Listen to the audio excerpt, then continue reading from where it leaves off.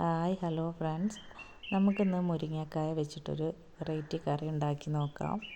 ഇത് നമുക്ക് വീട്ടിൽ തന്നെ ഉണ്ടായതാണ് കേട്ടോ. ഞാൻ കഴിഞ്ഞ വർഷം കുത്തിയതായിരുന്നു മുരിങ്ങയുടെ കൊമ്പ്. പക്ഷെ പെട്ടെന്ന് തന്നെ വലുതായി. എനിക്കൊരു 5-6 കായ വരെ കിട്ടിയതിന്ന്. അപ്പോൾ നമുക്കിന്ന് വീട്ടിലുള്ള സാധനങ്ങൾ തന്നെ വെച്ചിട്ട് നമുക്കൊരു കറി ഉണ്ടാക്കി നോക്കാം. ചക്കക്കുരു, മാങ്ങ, മുരിങ്ങക്കായ ഇത് വെച്ചിട്ട് നമുക്കൊരു കറി ഉണ്ടാക്കി നോക്കാം. അപ്പോൾ എല്ലാം ഞാൻ നന്നായിട്ട് കഴുകി വൃത്തിയാക്കി ഇതുപോലെ അരിഞ്ഞെടുത്തിട്ടുണ്ട്. മൺകലത്തിൽ തന്നെയാണ് ഞാൻ കറി വയ്ക്കുന്നത്.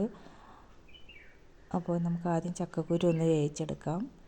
ആവശ്യത്തിന് വെള്ളം ഒഴിച്ച് കൊടുത്തിട്ടുണ്ട്. അതിലേക്ക് ഒരു 1/2 ടീസ്പൂൺ മഞ്ഞൾപ്പൊടി ഇട്ട് കൊടുത്തു.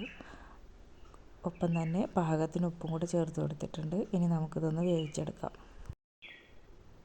ചക്കക്കുരു ഏകദേശം വെന്ത് വന്നിട്ടുണ്ട്. ഈ സമയം നമുക്ക് അരിഞ്ഞു വെച്ചിട്ടുള്ള മാങ്ങ ഇതിലേക്ക് ചേർത്ത് കൊടുക്കാം. മാങ്ങ തൊലി കളഞ്ഞിട്ടില്ല, എന്താ വെച്ചാൽ മൂക്കാത്ത മാങ്ങയാണ്. അപ്പോൾ അതുകൊണ്ട് തൊലി കളഞ്ഞാൽ പെട്ടെന്ന് ഉടഞ്ഞു പോവും. അതുകൊണ്ട് തൊലി കളയാതെയാണ് ഞാൻ ചേർത്തിട്ടുള്ളത്.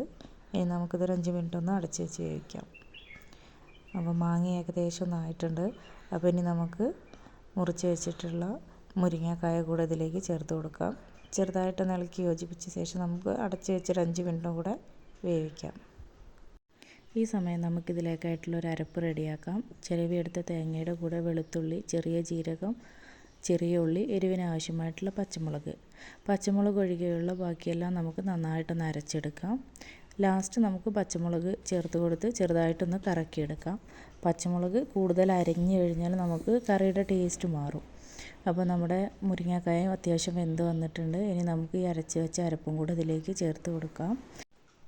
കഷ്ണമൊന്നും അടയാത്ത രീതിയിൽ ജസ്റ്റ് ഒന്ന് ഇളക്കി യോജിപ്പിച്ച് കൊടുക്കാം.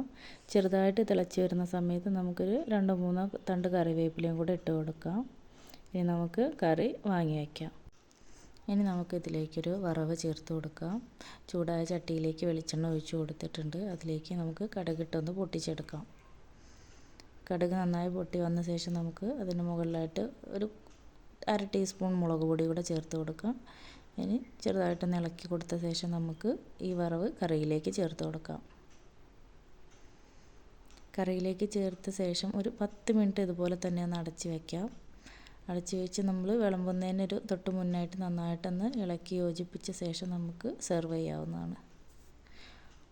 അപ്പോൾ നമ്മുടെ ചക്കക്കുരു, മാങ്ങ, മുരിങ്ങക്കായ കറി ഇവിടെ റെഡി ആയിട്ടുണ്ട്. Okay, thank you.